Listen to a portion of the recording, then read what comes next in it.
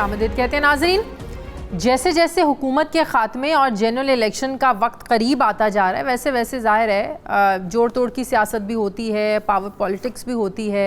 जो सियासी शतरंज के माहिर खिलाड़ी हैं अगले सेटअप में ज़ाहिर है हर एक को अपनी अपनी पोजीशन को मजबूत करने का जो है ना वो मिशन पर लग जाते हैं, जिससे पूरे मुल्क में एक फिर इंतखाबात का माहौल नज़र आना शुरू हो जाता है। दुबई के बाद आसिफ अली जरदारी ने वो आज से लाहौर में भी हैं, अहम मुलाकातें भी हो रही हैं। आज उनकी मुलाकात हुई, आसिफ जरदारी साहब गए वज़ीर आज़म शहबाज शरीफ साहब के घर गए, उनसे मुलाकात हुई। ज़राए के मुताबिक दोनों लीडर्स के दरमियान के निगरान सेटअप कैसा होना चाहिए, कौमी असम्बली को कब तहलील करना है, ये सियासी मामलात, इंतखाबात का सियासी लाएअमल, इन सब चीज़ों पर बातचीत की गई। मुलाकात में दोनों रहनुमाओं ने पूरे मुल्क में बर वक्त इलेक्शंस पर भी जोर दिया। क्या हालिया मुलाकात के बाद इलेक्शन को लेकर जो एक गैर यकीनी की सूरत हाल है कि इलेक्शन होंगे, वक्त पर नहीं होंगे, केयर टेकर सेटअप लंबा होगा, ये जो एक गैर यकीनी की सूरत हाल है क्या वो ख़त्म हो जाएगी? ये भी बात यहाँ पर काबिल गौर है कि इससे पहले दुबई में मुस्लिम लीग नून और पीपल्स पार्टी की क़यादत के दरमियान जो मुलाकात हुई उसमें क्या कुछ तय पाया, ये भी अभी बहुत सी चीज़ें सामने आना बाकी मिस्ट्री है अभी इसमें, क्योंकि कुछ चीज़ें ऐसी हैं जिनको लेकर जो मौलाना फजलुर रहमान है वो बहुत नाराज़ हैं कि वो पीडीएम के सरबराह हैं और नवाज शरीफ साहब ने जो मुलाकातें की हैं जरदारी साहब से उनको एतमाद में नहीं लिया गया, वो नाराज़ हैं इस मामले को लेकर के। निगरान सेटअप, फिर इंतखाबी इस्लाहात, तमाम सियासी जो फ़ैसले हैं इनमें इनकी मुशावरत नहीं हुई, तो अब उनको यकीन दहानी करवाई गई है कि मौलाना साहब से अब इन तमाम मामलात पर बातचीत होगी। अब देखना ये है कि खैबर पख्तूनख्वा की अगली हुकूमत किसके हिस्से में आएगी, इसमें भी मौलाना साहब की बहुत सी रिजर्वेशंस हैं। क्या पीटीआई से परवेज़ खटक की दूरी की खबरों के बाद मौलाना फजलुर रहमान ने अपनी नज़रें खैबर पख्तूनख्वा पर लगा ली हैं, क्योंकि 9 मई के बाद परवेज़ खटक तहरीक इंसाफ से अपनी राहें जुदा करके आजकल अपने सियासी मुस्तकबिल के बारे में बहुत ज़्यादा सोच विचार कर रहे हैं। इस हवाले से दो तरह की खबरें सामने आ रही हैं कि एक तरफ तो कि परवेज़ खटक के नून लीग की क़यादत से बैकडोर राब्ते हो रहे हैं, परवेज़ खटक को मुस्लिम लीग नून में शमूलियत का भी ग्रीन सिग्नल दे दिया गया है। अगर ये मामला तय हो जाते हैं तो परवेज़ खटक साबन करीब अपने साथियों समेत मुस्लिम लीग नवाज़ में शामिल होने का ऐलान भी कर सकते हैं। दूसरी तरफ ये भी कहा जा रहा है कि हो सकता है कि परवेज़ खटक साहब अपनी नई सियासी जमात बनाने जा रहे हैं। इस हवाले से भी मुशावरत का सिलसिला जारी है। अब सवाल उठता है कि अगर परवेज़ खटक नून लीग में शामिल होते हैं या अपनी नई सियासी जमात बनाते हैं तो मौलाना फजलुर रहमान को केपीके में क्या वो स्पेस मिल सकेगी जो वो चाहते हैं, जिसकी वजह से वो आजकल नाराज़ भी हैं? अब सवाल ये भी पैदा होता है कि हुकूमत इत्तेहाद जो आजकल पीटीआई का रास्ता रोकने के लिए एक पेज पर है, जब ये इत्तेहाद इलेक्शन में जाएगा तो इसका मंजरनामा क्या होगा? क्योंकि नून लीग के रहनुमा राना सनाउल्लाह कल प्रेस कॉन्फ्रेंस में ये कह चुके हैं कि नून लीग अगले इलेक्शन में किसी सियासी जमात से इत्तेहाद करने के बजाय जो है वो सोलो फ्लाइट यानी अकेले ही इलेक्शन लड़ेगी। सीट एडजस्टमेंट को भी उन्होंने कहा है कि महदूद पैमाने पर हम रखेंगे। राना सनाउल्लाह की प्रेस कॉन्फ्रेंस से ये इशारे मिलते हैं कि आज के इत्तेहादी इलेक्शन में एक दूसरे के ख़िलाफ़ मैदान में होंगे। सवाल उठता है कि इस सब इलेक्शन में एक दूसरे के ख़िलाफ़ क्या बयानियाँ आवाम के सामने रखेंगे? मसाइल एक हैं और दोनों ये जो इत्तेहाद है उन्हीं मसाइल को हल करने में लगा हुआ है पिछले 15 महीने में। इलेक्शन में इत्तेहाद या सीट एडजस्टमेंट के हवाले से पाकिस्तान पीपल्स पार्टी क्या सोचती है, ये भी एक बड़ा अहम सवाल है। इलेक्शन से पहले कौमी असम्बली की तहलील के मामले पर पाकिस्तान पीपल्स पार्टी और नून लीग में भी इख्तलाफ है। मुस्लिम लीग नून मुकर्ररा मुद्दत से 2-4 दिन पहले हुकूमत ख़त्म करके इलेक्शन को 3 माह तक डिले करना चाहती है, जबकि पाकिस्तान पीपल्स पार्टी का मानना है कि अगर टर्म पूरी हो गई है तो असम्बली को खुद ब खुद तहलील होने दें। तो फिर कानून ये कहता है कि अगर असम्बली अपने मुकर्ररा मुद्दत पर तहलील होती है तो इलेक्शन 60 दिन में होना होते हैं। असम्बली एक दिन पहले भी तोड़ने से यह मुद्दत फिर 90 रोज़ तक चली जाती है। 1 महीने के कम या ज़्यादा होने से क्या फ़र्क पड़ता है? मैं बात करूँगी, मुझे पाकिस्तान पीपल्स पार्टी के सीनियर रहनुमा वज़ीर आज़म के मुशीर कमर ज़मान कायरा साहब ज्वाइन करें। अस्सलाम वालेकुम, बहुत बहुत शुक्रिया कायरा साहब आपका। कायरा साहब, क्या ये बात दुरुस्त है कि पाकिस्तान पीपल्स पार्टी और नून लीग में इस बात पर अभी इख्तलाफ मौजूद है? नून लीग चाहती है कि जो असम्बली है वो अपनी मुद्दत से 1-2 रोज़ पहले तहलील कर दें ताकि 1 महीने का और वक्त मिल जाए, इलेक्शन की तैयारी का वक्त मिल जाए। लेकिन पाकिस्तान पीपल्स पार्टी की सोच ज़रा मुख्तलिफ है कि जो टर्म बनती है, जो वक्त है, उस पर आप जो है वो इसको तहलील होने दें, 1 महीने से कोई फ़र्क नहीं पड़ता। ये ट्रू है सर? आपने अपने इंट्रो में जितना सारा बयान किया वो सारा मफरूजों पे मबनी बातें थी, जो मीडिया में भी डिबेट हो रही है, सोसाइटी में भी डिबेट हो रही है, और उन मफरूजों में अक्सरियत से तो हवा निकल गई है, बाकी चंद रह गए हैं, उनमें से भी निकलनी है। सर वो आप निकाल दें, ये अगर आपको दावत दी है कि आप उन सारे मफरूजों में से हवा निकाल दें। मैंने आपका पूरा इंट्रो बड़े आराम से सुना जी, मुझे थोड़ा सा मौका देंगे तो मैं बिल्कुल निकाल देता हूँ, जी हवा निकालता हूँ। तो अर्ज ये है कि ये सारा स्पेकुलेटिव था और हम मीडिया से बार बार गुजारिश कर रहे थे कि आप शको शुबहात पैदा कर रहे हैं कि इलेक्शन नहीं होंगे, लेट होंगे, असेंबली की मुद्दत बढ़ जाएगी, क्या हो जाएगा। वो चलते चलते और हम तो पिछले 4-3 महीने से कह रहे हैं कि नहीं, मदद अपनी मुद्दत पूरी करेगी असेंबली और तहलील हो जाएगी, कोई आगे जाने का अमकान नहीं है। अब वो बहस खत्म हो गई क्योंकि सारी जमातों ने उस पर बात कर दी। अब रह गया है कि क्या केयर टेकर आगे लंबी हो जाएगी, तो केयर टेकर भी लंबी नहीं होगी, ये भी तयशुदा है, बिल्कुल लंबी नहीं हो नहीं सकती। अब इसके साथ कलाबे मिलाए गए कि जी नहीं पंजाब में भी तो हुआ है, केपी में भी तो हुआ है। इंटायरली एक डिफरेंट सूरत हाल थी, इंटायरली एक बहुत मुख्तलिफ सूरत हाल थी कि मिड टर्म में या टर्म पूरे होने से पहले असेंबलियां तहलील की गई, जिसको मुल्क की बाकी जमातों ने तस्लीम नहीं किया, बल्कि उन असेंबलियों के चीफ मिनिस्टर्स ने खुद तस्लीम नहीं किया। उन्होंने कहा कि ये गलत है, अदालत में केस किया, वहां भी एक डिवीजन आई। तो एक स्पेकुलेटिव था सारा कुछ। अब आस्ता आस्ता वक्त करीब आ रहा है तो चीजें क्लियर होती आ रही हैं। जहां तक पीडीएम के अंदर इख्तलाफ का ताल्लुक है, हम मुखालिफ जमातें हैं, एक दूसरे के इत्तेहादी भी हैं और अपने अपनी जमातें भी रखते हैं। हम कोई मर्ज नहीं हुए और हमने पहले भी कहा था कि इलेक्शन हम एक दूसरे के खिलाफ भी लड़े, आगे भी लड़ चुके हैं। हम जो बाई इलेक्शन भी लड़ते रहे हैं। तो इसका मतलब कतन ये नहीं है कि हम एक दूसरे के खिलाफ नहीं होंगे, एक दूसरे के सामने इलेक्शन नहीं लड़ेंगे। इलेक्शन में हम क्या बयानियां लेके जाएंगे? पहली बात तो यह है कि जब इलेक्शन शुरू होगा तो हम आपको बयान करेंगे कि हमारा बयानिया क्या होगा। अभी बयान कर दें तो इलेक्शन में क्या बयान करेंगे? दूसरा, ये लाजम नहीं है कि हम एक दूसरे के लत्ते ले रहे हो, ये लाजम नहीं है कि आप दूसरी मुखालिफ जमात के अंदर से कीड़े निकाल रहे हो। माजी में पाकिस्तान के लोगों ने सारी जमातों को आजमा लिया। हर जमात अपना अपना नुक्ता नजर बयान करेगी और अपना वे फॉरवर्ड बयान करेगी लोगों को कि हमने माजी में ये किया है, मुस्तकबिल में ये करेंगे। अब पीटीआई थी जो नहीं थी पहले इक़्तिदार में, वो भी इक़्तिदार में रह चुकी है। तो लोगों के पास एक फेयर चांस होगा कि वो जजमेंट कर सके कि किसको हमें मौका देना चाहिए और उनके जो वहां पे नुमाइंदे खड़े होंगे उनके इंडिविजुअल कैरेक्टर्स क्या है, उनकी कंट्रीब्यूशंस क्या है, वो लोकली मैनेज करेंगे। कायरा साहब, आप लोगों ने जब ये अदम एतमाद के बाद जब हुकूमत बनाई आप लोगों के इत्तेहाद ने, आप तो पीडीएम का हिस्सा नहीं है लेकिन बहरहाल हुकूमत का तो हिस्सा है आप लोग, तो आप लोगों ने ये बात कही थी, नून लीग वाले भी कहते थे, आप लोग भी कहते थे कि जिन मुश्किल हालात में हम लोगों ने हुकूमत को पकड़ा है हमें इसकी पॉलिटिकल कॉस्ट पे करनी पड़ेगी। तो क्या वो वक्त आ गया है, इलेक्शन में जाएंगे, इस बात का कहीं ना कहीं इम्कानात, डर, खौफ है कि वाकई हमें पॉलिटिकल कॉस्ट पे करनी पड़ सकती है, इसका खमियाजा भुगतना पड़ सकता है? मेंटली रेडी हैं आप लोग सर? नहीं, हमें मेंटली रेडी क्या होना है, हम तो कास्ट पे कर चुके हैं। अगर आपका ये है कि इलेक्शन के अंदर उसका इजहार होगा तो हम इलेक्शन में लोगों को ये भी बताएंगे कि वो मुश्किल फैसले जो हमने अपने इस 15 माह के इक़्तिदार में किए वो क्यों किए। बहुत ज्यादा तो लोगों को ऑलरेडी पता है।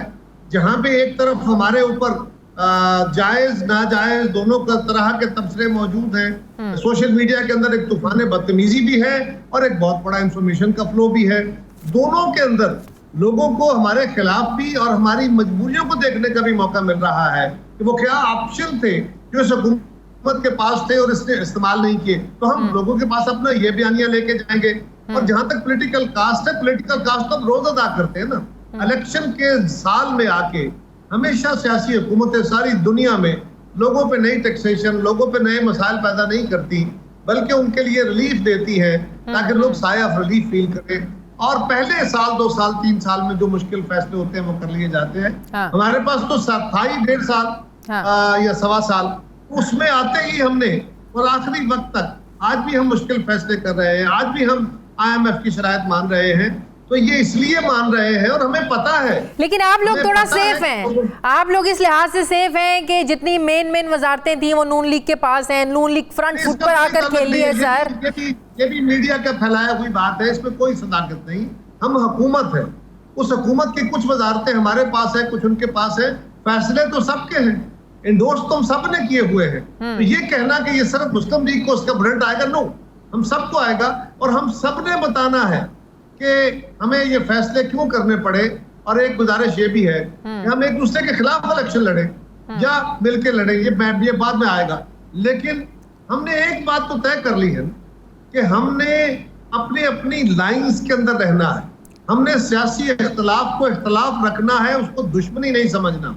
हमने दूसरी जमातों को सर, आप दूसरी जमातों को कहने को कुछ है नहीं ना सर। तहरीक इंसाफ के अलावा किसी और जमात को कुछ कहने को है नहीं ना। आप नून लीग को कहेंगे या नून लीग आप लोगों को कहेगी? पिछले 15 महीनों से आप क्यों ये समझती हैं, आप क्यों ये समझते हैं कि सिर्फ दूसरे को बुरा कह के? यही तो मैं कह रही हूँ, यही तो मैं कह रही हूँ कि कह भी नहीं सकते ना, क्योंकि सब कुछ आप लोगों ने मिलकर किया है। मैं बताने लगूं, मैं बताने लगूं। जी।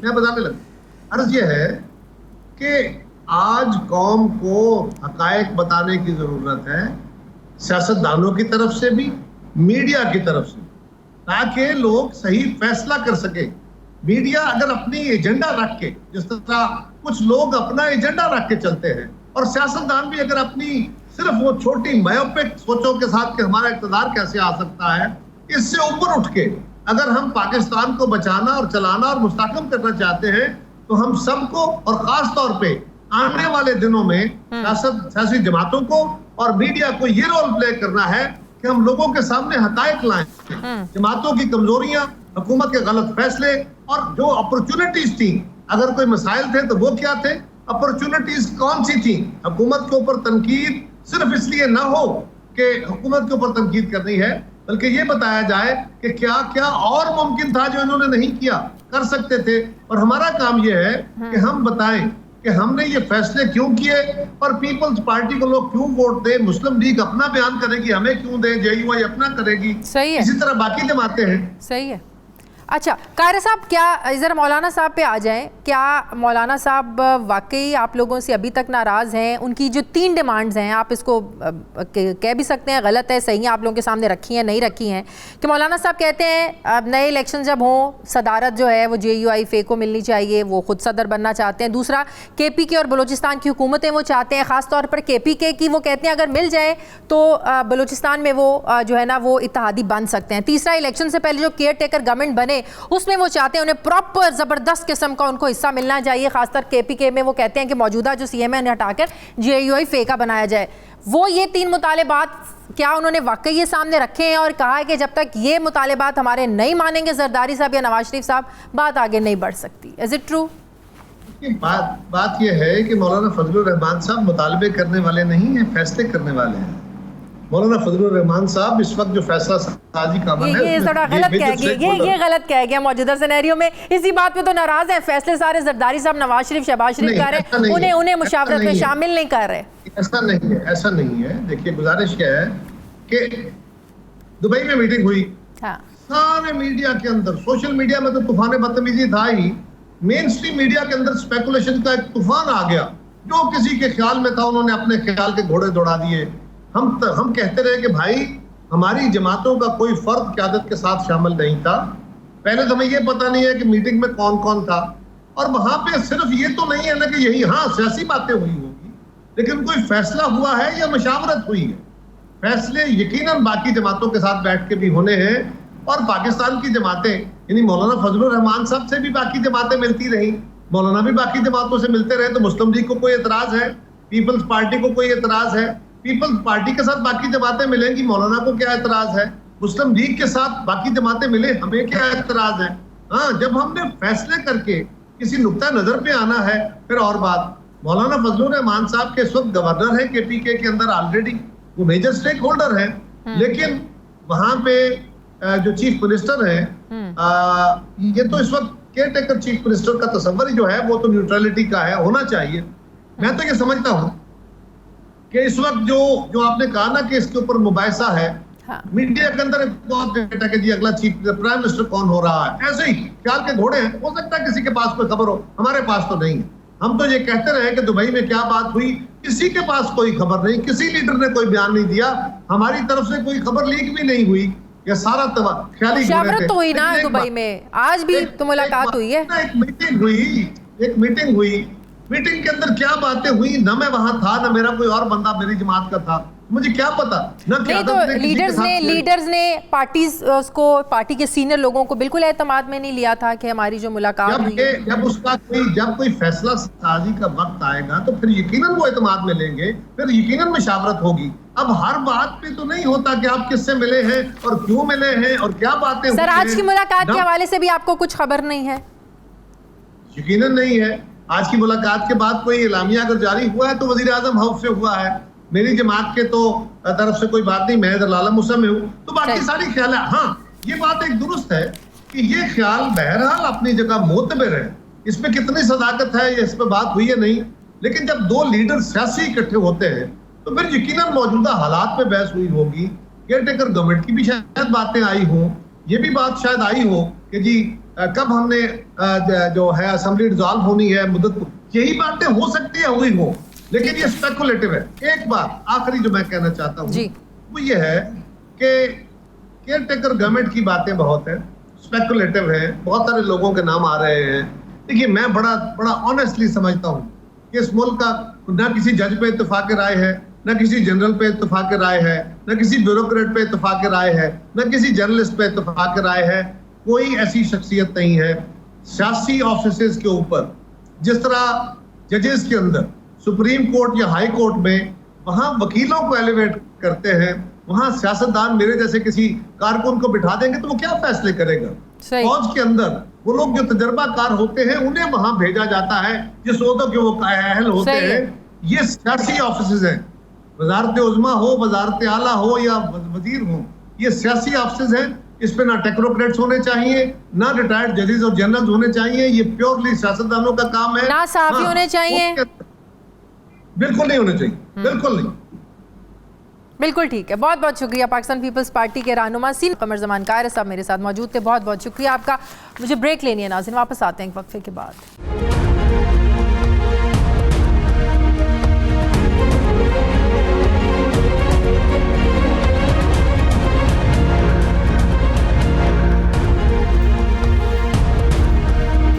ब्रेक के बाद एक बार फिर से आपको खुशामदीद कहते हैं नाजरीन। बज़ाहिर ऐसे लगता था कि इस्तेहकाम पाकिस्तान पार्टी पंजाब में मुस्लिम लीग नून के लिए एक नया सियासी हरीफ है, क्योंकि इसके सारे रहनुमा वो हैं जो तहरीक इंसाफ से अलग हुए हैं और मुस्लिम लीग नवाज़ से एक मुखालफत का उनका बयानिया था और रखते हैं। अभी ये पार्टी इतनी नई है कि इलेक्शन कमीशन में ना तो अभी रजिस्टर्ड हो सकी है, ना इनका कोई मंशूर सामने लेकर आया है। अभी तक पार्टी की तरफ से कोई इलेक्शन में जाने का इनका बयानिया क्या होगा वो भी नहीं दिया है कि आवाम को इन्होंने क्या कहकर वोट लेना है। फिर हमने देखा कि 2 रोज़ पहले ये ख़बर भी आती है कि इस्तेहकाम पाकिस्तान पार्टी के रहनुमा ओन चौधरी और नौमान लंगड़ियाल जो शहबाज हुकूमत का हिस्सा हैं, काबीना का हिस्सा हैं, वो अलग हो गए हैं क्योंकि बड़ा प्रेशर था इन पर, जिसके बाद से ये लग रहा था कि इस्तेहकाम पाकिस्तान पार्टी ने हुकूमत को ज़ाहिर एक टफ़ टाइम देना है। ये जो कॉन्फ्लिक्ट ऑफ इंटरेस्ट का एक उन पर लग रहा था इल्ज़ाम, इसको वो ख़त्म करना चाहते हैं, इस तासुर को ख़त्म करना चाहते हैं। लेकिन आज फिर ख़बर सामने आई कि तरीन साहब ने यह वाज़े किया है, जहांगीर तरीन साहब ने, कि ऐसा कुछ नहीं है। अभी मुल्क की हालात ऐसे हैं, मुल्क नाजुक दौर से गुजर रहा है। मुल्क के इस्तेहकाम की खातिर ओन चौधरी और नौमान लंगड़ियाल हुकूमत के ख़ात्मे तक इसका हिस्सा रहेंगे। अब सवाल उठता है कि अगर इस्तेहकाम पाकिस्तान पार्टी ऐसे ही हुकूमत इत्तेहाद में चलती रही तो इलेक्शन में वोटर इनकी तरफ मतवज्जे कैसे होगा।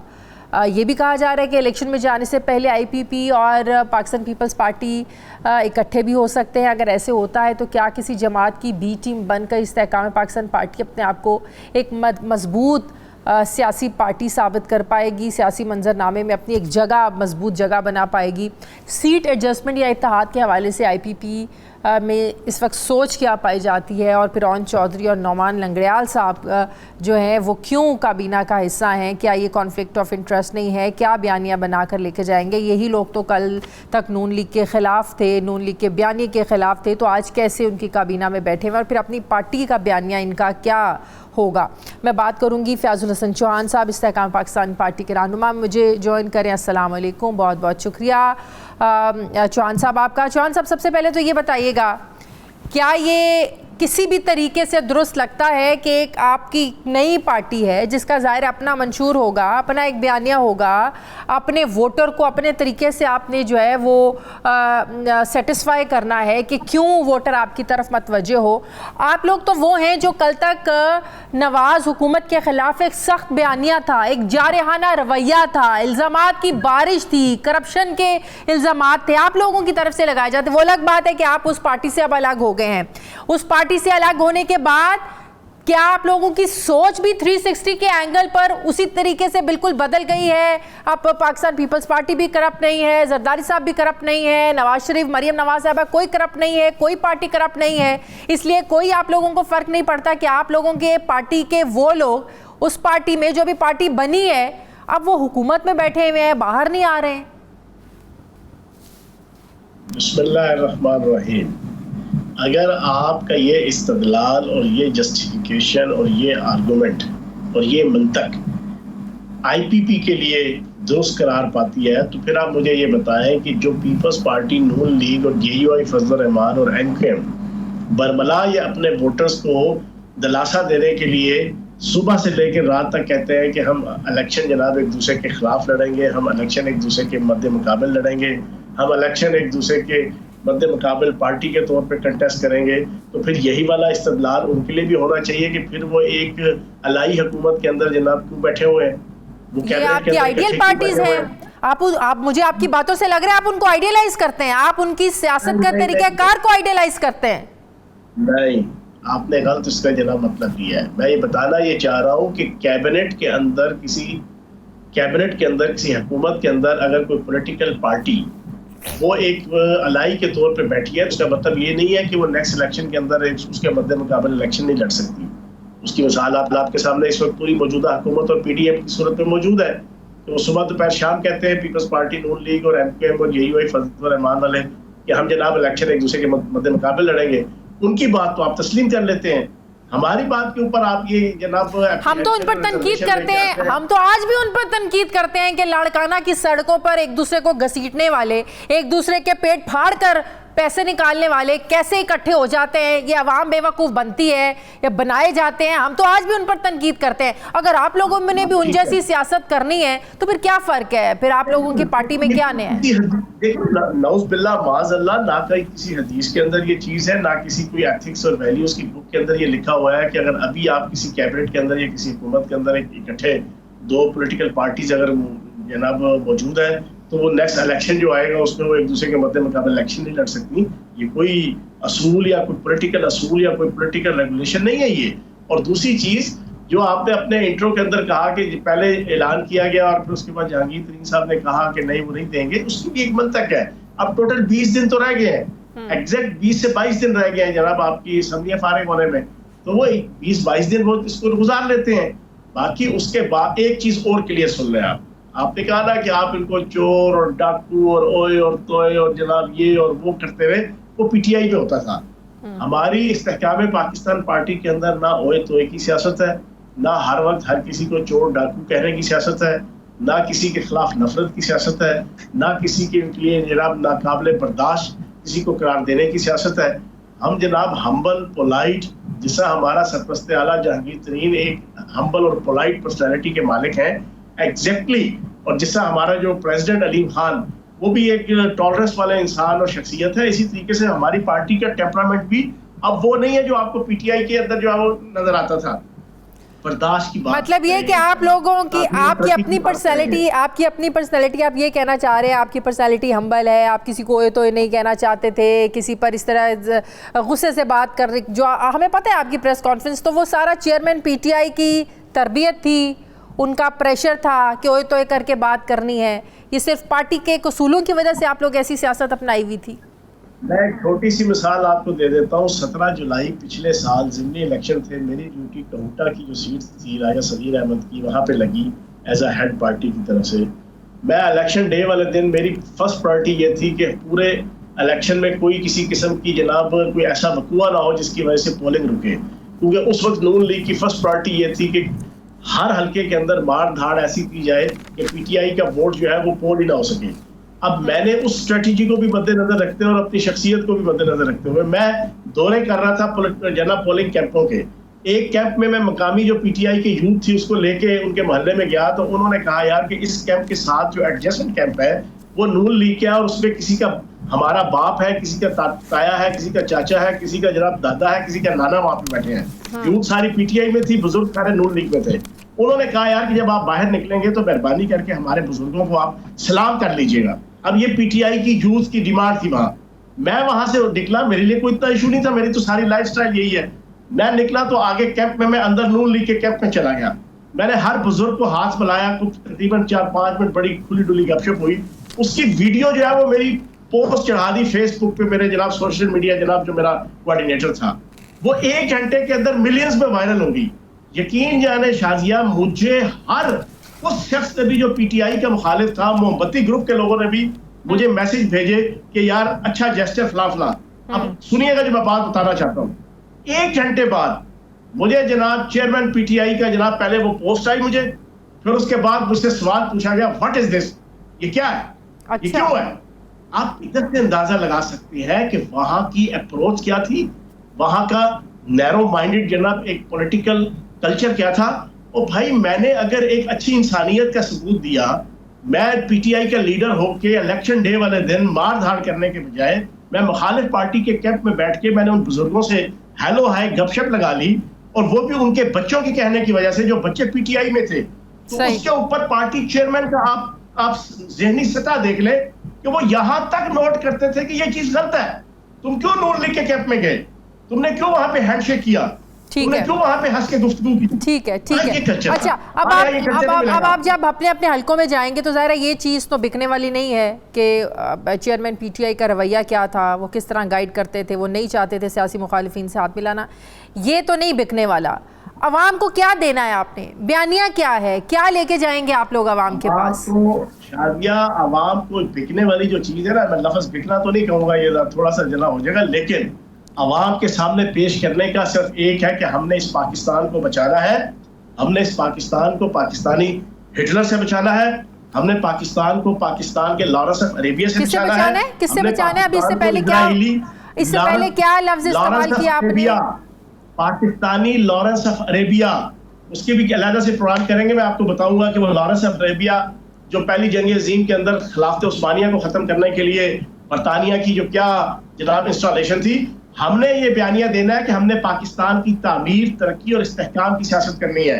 हमने पाकिस्तान को ज़राअत और सनत और तजारत के अंदर और पाकिस्तान की इम्पोर्ट को और एक्सपोर्ट को और बैलेंस ऑफ पेमेंट और बैलेंस ऑफ ट्रेड को उस सूरत में ठीक करना है जब पाकिस्तान के अंदर स्टेबिलिटी होगी, पाकिस्तान के अंदर सुकून होगा, पाकिस्तान की सियासत में बर्दाश्त होगी, पाकिस्तान की सियासत में रियासती अदारों से टकराव नहीं होगा, पाकिस्तान की सियासत में फौज से ठीक है। ये कहने में ये बातें हमें सुनने, ये बातें जब आप पीटीआई की हुकूमत में होते हुए या पीटीआई के इलेक्शन जब 2018 में आप लोग जीते, तब ये बयानिया यही लगभग यही बयानिया होता है सारी सियासी जमातों का, बहुत अच्छा लगता है सुनने में। बात यह है कि अभी तो आप लोगों के पास इतने लोग भी नहीं हैं जिन्होंने ज्वाइन किया, उनका ही पता नहीं है कि वो असल में वाकई उन्होंने ज्वाइन किया नहीं किया, वो तो अपने आप को डिस्टेंस करते हैं। तो आप लोगों ने ज़ाहिर है लोगों को टिकट्स देने हैं, विफाक के टिकट्स देने हैं, सूबों से आप लोगों ने टिकटें देनी है, लोग अभी नज़र नहीं आ रहे हैं। हम काफ़ी अरसे से सुन रहे हैं कि पीटीआई से और बहुत से लोग आने वाले हैं, तो पार्टी की तश्कील कब मुकम्मल होगी? एक्चुअली आपकी इत्तला के लिए अर्ज़ है 150 से ज़ायद जनाब आपके टिकट होल्डर्स, सूबाई वफाकी वज़रा, MNA MPA शामिल हो चुके हैं, और तकरीबन 150 से ज़ायद आपको अगले 1.5-2 महीनों के अंदर आपको नजर आ जाएगा कि लोग किस अंदाज से और किस जोशो खरोश से कुछ हिकमतन और टेक्ट के साथ, जिसे कहते हैं ना टेक्टफुली, आप हिकमत के तहत जनाब तयशुदा पॉलिसी के तहत कुछ चीज़ों को जनाब काम डाउन रखा हुआ है। जरा स्लो पॉलिसी जनाब ज्वाइनिंग के हवाले से रखी हुई है। अभी आपकी असम्बलियाँ जैसे फारिग होनी है, आप देखिएगा फिर कितने MNAs और कितने MPAs और कितनी जनाब शख्सियात जो है वो सिर्फ पीटीआई के या और पार्टियों से भी लोग, पीटीआई की ज्यादा तादाद होगी, बाकी पॉलिटिकल पार्टीज के लोग भी आएंगे। सूबा पंजाब के अंदर इंशाल्लाह IPP हुकूमत बनाएगी और वफाक के अंदर भी हुकूमत के अंदर शामिल होगी इंशाल्लाह। अच्छा, ये बड़ा दावा कर रहे हैं कि सूबा पंजाब में आप सीट एडजस्टमेंट करेंगे, कैसे आप लोग अकेले लड़ेंगे? सीट एडजस्टमेंट जनाब, सारा मीडिया क्यों इसके ऊपर जो ना वो लगा हुआ है कि हमें हर हाल में पीपल्स पार्टी या नून लीग के साथ नथी करना है। नहीं, नून लीग तो नहीं चाहती है। नून लीग तो आप कह रहे हैं ना, वो राना सनाउल्लाह साहब को अभी भी मैं सुन रही थी, कल भी उन्होंने कहा कि एटलीस्ट पंजाब में मैं ये मशवरा दूंगा, और बल्कि पार्टी के कुछ और लोग भी चाहते हैं कि इस्तेहकाम पाकिस्तान पार्टी एक नई पार्टी है, अगर अपने आप को वो प्रोमिनेंट करना चाहते हैं या मजबूत सियासी जमात बनना चाहते हैं तो उन्हें चाहिए कि वो सीट एडजस्टमेंट ना करें, अपने बलबूते पे इलेक्शंस लड़ें। तो वो लोग तो नहीं चाहते आप लोगों के साथ सीट एडजस्टमेंट करना। जितनी बुरी हालत पाकिस्तान के अंदर नून लीग की है पब्लिक में, उतनी किसी पॉलिटिकल पार्टी की नहीं है। पीटीआई की तो चलो, उसके चेयरमैन के जनाब वो हिटलर पुना जो था, जिसकी बुनियाद पे 9 मई को जनाब आ बैल मुझे मार वाला जनाब खुदकश हमला जो उन्होंने अपने ऊपर और अपनी पार्टी पे किया, और फिर उसके बाद के सारा क्राइसिस है। नून लीग तो परफॉर्मेंस की वजह से, 1.5 साल की जो परफॉर्मेंस है उसकी वजह से वो सबसे ज्यादा अनपॉपुलर है। अब मैं इसके ऊपर जनाब मेरिट के ऊपर बात कर रहा हूँ, मैं कोई इल्जाम तराशी नहीं कर रहा, ना मैं उनको कोई डिग्रेड करने की कोशिश कर रहा हूँ। ये रियलिटीज है, ये मेरिट के ऊपर चीजें हैं। आप भी जनाब वो बैठी हुई हैं जनाब इसी माशरे सोसाइटी में, आपको भी पता है। तो इस वजह से किसी जोन का शिकार उनको नहीं होना चाहिए। अच्छा, आप लोगों का ये दावा कि सूबा पंजाब में आप लोग हुकूमत बनाएंगे तो वजीर आला का कैंडिडेट कौन होगा? ये वक्त से पहले होर चुपो करने तो होर खाओ करने वाला ना करें साहब, वो जब वक्त आएगा तो वो भी तय हो जाएगा। जैसा बहुत बहुत शुक्रिया इस्तेहकाम पाकिस्तान पार्टी के रहनुमा फयाजुल हसन चौहान साहब मेरे साथ थे, बहुत शुक्रिया आपका। प्रोग्राम का वक्त खत्म हो गया। नाज़रीन, फीडबैक ज़रूर दें, अपना ख्याल रखें, मुझे इजाज़त दें, अल्लाह हाफ़िज़।